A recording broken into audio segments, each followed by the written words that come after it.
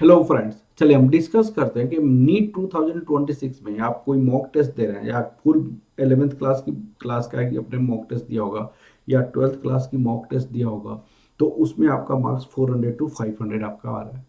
तो उस केस में आपकी बेस्ट स्ट्रेटजी क्या होना चाहिए और आपको कैसे स्टडी करना चाहिए फर्दर 75 डेज में, ताकि आपका मार्क्स इंक्रीज कर जाए।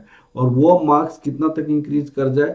आपका मार्क्स इंक्रीज कर जाए 600 टू 700 तक इंक्रीज कर जाए, 600 टू 700 इंक्रीज कर जाए।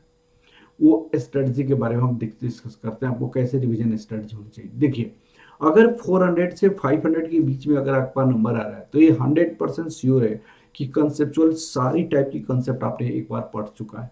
बहुत अच्छे से तो नहीं, लेकिन फिर भी आपका कंसेप्ट सारा मालूम है। कुछ कुछ रिवीजन में प्रॉब्लम हो सकती है, कुछ फॉर्मूला में प्रॉब्लम हो सकती है, कहीं पे स्पेलिंग मिस्टेक हो सकता है, कहीं कहीं पे कंसेप्चुअल एरर भी हो सकता है।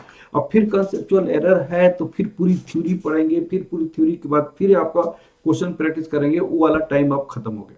अब आपका मैक्सिमम से मैक्सिमम क्वेश्चन प्रैक्टिस करनी है और उस क्वेश्चन से अपनी मिस्टेक को फाइंड आउट करनी है, अपनी गलतियां को निकालनी है और उस गलती पे काम करनी है। आप ज्यादा एनालिसिस करके उस गलती पे ज्यादा काम करनी है। ऐसे नहीं है कि आपने पढ़ा नहीं है, बहुत अच्छा से आपने पढ़ा है, बहुत अच्छा से आपने एनालिसिस भी किया हुआ है, अब बहुत अच्छे से आपका कंसेप्ट भी क्लियर है। ठीक है, तो अब आपको क्या करना चाहिए, इसमें एक स्ट्रेटजी होता है reverse order revision. Reverse order revision, reverse order revision के क्या है कि आप मॉक टेस्ट दीजिए, मॉक टेस्ट दीजिए। मॉक टेस्ट देने के बाद आप अपनी मार्क्स को कैलकुलेट कीजिए और अपनी मिस्टेक को फाइंड आउट कीजिए और इस मिस्टेक पे काम कीजिए, इस मिस्टेक पे काम कीजिए।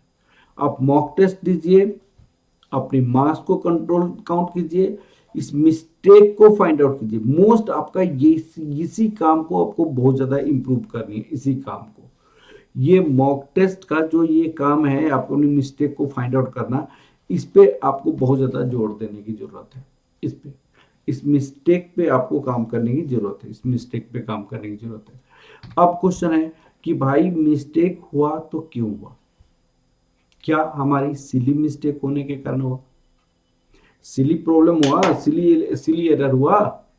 तो वो सिली एरर जो भी हुआ उसको 10 बार 15 बार ऐसे रिवीजन कीजिए ताकि वो सिली मिस्टेक आपसे जो हो रही है वो नहीं हो। क्या आपका फॉर्मूला याद नहीं रहा? तो फॉर्मूला याद नहीं रहा तो फॉर्मूला को 10-15 बार आप प्रैक्टिस कीजिए ताकि आपको फॉर्मूला आपको क्या है रिमेम्बर याद हो जाए और फॉर्मूला दोबारा मिस्टेक ना हो। क्या आपका कंसेप्चुअल एरर है तो उस कंसेप्चुअल एरर को बहुत अच्छे से एनसीईआरटी से कंप्लीट कीजिए, उससे रिलेटेड आप पीवाईक्यू बनाइए, उस रिलेटेड बहुत सारे क्वेश्चन को प्रैक्टिस कीजिए और ये आपको बार बार करना पड़ेगा। क्या रिवीजन कम होने के कारण आपका मिस्टेक हो गया? तो अगर रिवीजन कम होने के कारण आपका मिस्टेक हुआ तो उस रिवीजन को बार बार कीजिए, उस रिवीजन को बार बार कीजिए, तब आपका मार्क्स इंक्रीज कर सकता है, अदरवाइज आपका मार्क्स इंक्रीज नहीं कर सकता है। तो मैंने क्या कहा है आपको, सबसे पहले आपका सिली मिस्टेक हो सकता है, इसको प्रैक्टिस कीजिए ताकि सिली मिस्टेक को आपको नहीं हो दोबारा। दूसरा, आपका फॉर्मूला का मिस्टेक हो सकता है, इसको प्रैक्टिस कीजिए ताकि फॉर्मूला 10 बार 15 बार लिखिए, उसको आपको गलत नहीं हो। तीसरा, आपका रिवीजन प्रॉपर नहीं होने के कारण याद ही नहीं आया, रिवीजन प्रॉपर नहीं होने के कारण याद ही नहीं हुआ। तो रिवीजन प्रॉपर नहीं होने के कारण याद नहीं होता, फिर बहुत अच्छे से रिवीजन कीजिए ताकि दोबारा मिस्टेक ना हो। फोर्थ आपका क्या है, कंसेप्चुअल एरर आपके पास आ गया, कंसेप्चुअल एरर आपका पास हो गया, एरर है कंसेप्चुअल, कंसेप्ट ही मालूम नहीं था। तो अगर कंसेप्ट नहीं मालूम था तो इस कंसेप्ट को एनसीईआरटी से उसको कंप्लीट कीजिए, एनसीईआरटी से कंप्लीट कीजिए। इससे रिलेटेड आपको मैक्सिमम क्वेश्चन प्रैक्टिस कीजिए ताकि वो कंसेप्ट आपको एकदम रिवाइज हो जाए। मैक्सिमम क्वेश्चंस को प्रैक्टिस कीजिए ताकि ये क्वेश्चंस आपको रिवाइज हो जाए। मैक्सिमम क्वेश्चन को प्रैक्टिस कीजिए ताकि ये क्वेश्चन ये कंसेप्ट आपका बहुत अच्छे से रिवीजन हो जाए। और अपने आप में एक प्रॉमिस कीजिए। किस बात की प्रॉमिस करनी है भाई? कि ये अगर कोई मिस्टेक हुआ है, चाहे जिस भी रीजन से हुआ हो, ये सारी जिस भी रीजन से आपके पास मिस्टेक हुआ है, अगले बार ये मिस्टेक नहीं होनी चाहिए। ये अपने आप में आपको प्रॉमिस करनी है। और ये अगर प्रॉमिस करके आगे आप रिवीजन करते जाते हैं तो अभी भी 75 डेज आपके पास है।